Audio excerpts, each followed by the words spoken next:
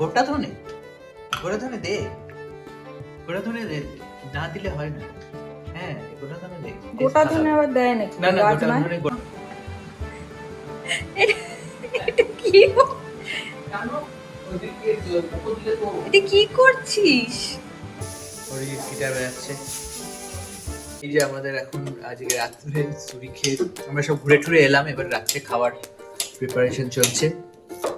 এখানে দেখুন রাজমা তৈরি করছে, বোন রাজমা তৈরি করছে, সব কাটাকুটি চলছে।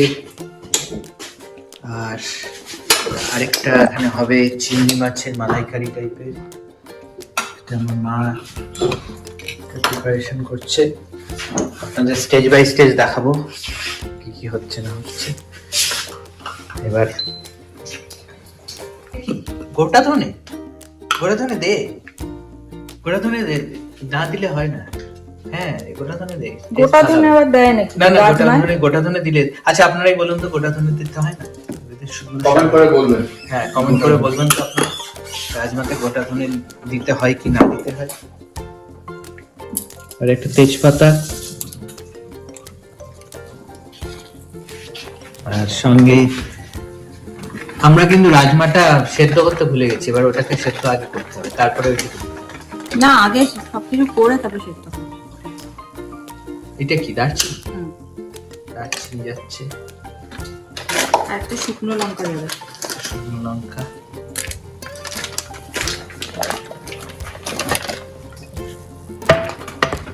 এটা একটুখানি ইয়ে হলে গার্লিক, রসুন, আদা নেই? আদা আছে এর ভেতরে।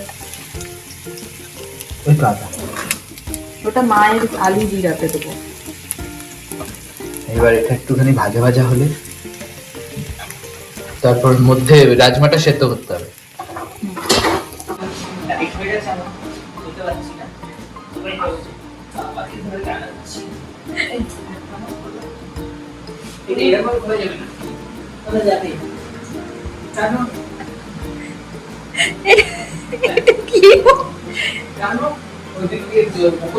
এটা কি করছিস?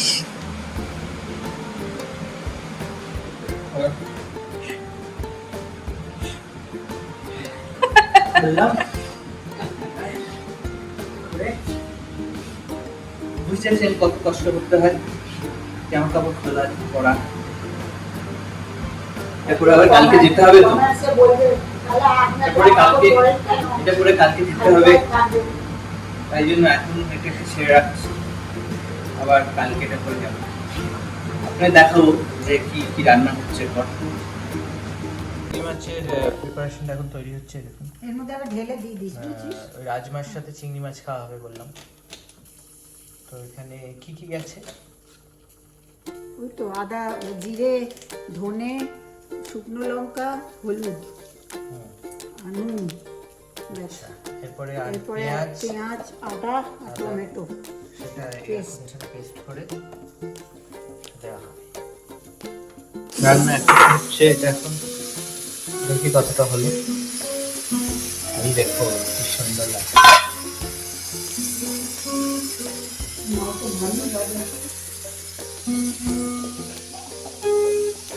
আর এখানে ওর ফিটা বেড়াচ্ছে।